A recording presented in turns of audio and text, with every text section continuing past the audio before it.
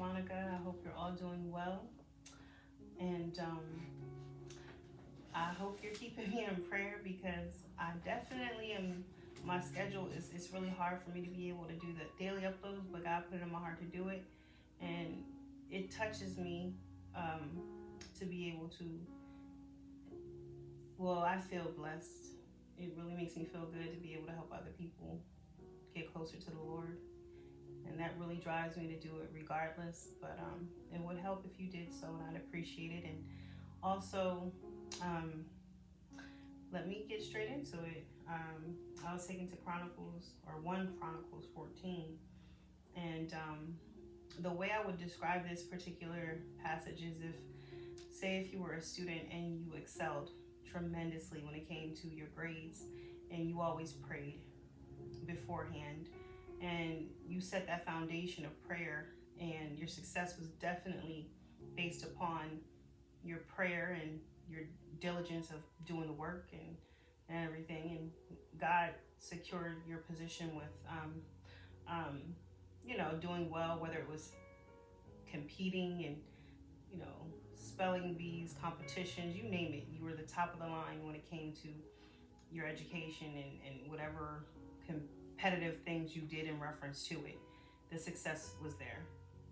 Now I'm asking you to imagine you're putting in the effort, but you're putting God as a resource to bless you and confirm with you that you should move forward with every involvement that you have in reference to this path.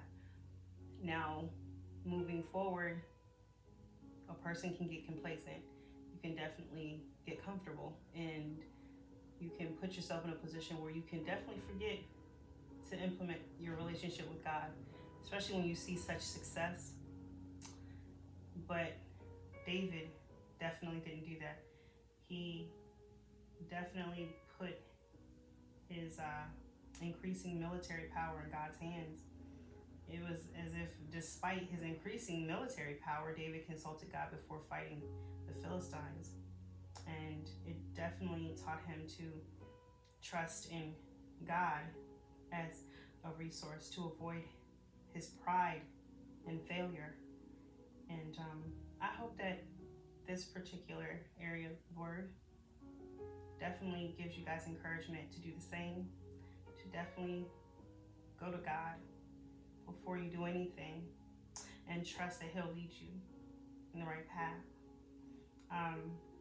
As always, I do encourage that you guys read along with me. And again, like I said, it is 1 Chronicles 14. And it says, David's house and family. Now Hiram, king of Tyre, sent messengers to David along with cedar, logs, stonemasons, carpenters, to build a palace for him.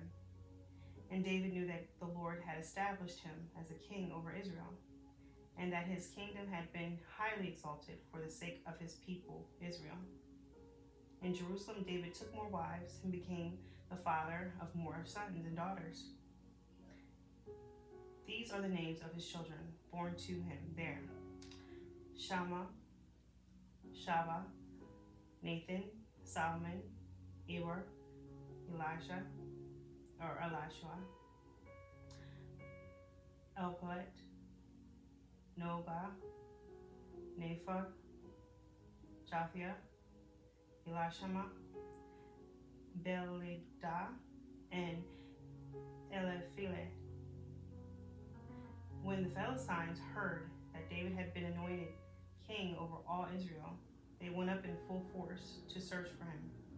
But David heard about it and went out to meet them. Now the Philistines had came and raided the valley of Rephaim. So David inquired of God, "Shall I go and attack the Philistines? Will you deliver them into my hands?" The Lord answered him, "Go, I will deliver them into your hands." So David and his men went up to Bela Perazim, and there he defeated them. He said, "As waters break out, God has broken out against my enemies by my hand." So that place was called Bela Perazim. the Philistines had abandoned their gods there, and God gave orders to burn them in the fire. Once more, the Philistines raided the valley. So David inquired of God again and asked God. And God answered him, "Do not go directly after them, but circle around them and attack them in front of the poplar trees. As soon as you hear the sound of marching in the tops of the poplar trees, move out to battle, because that will mean God has gone out in front of you to strike the Philistines' army."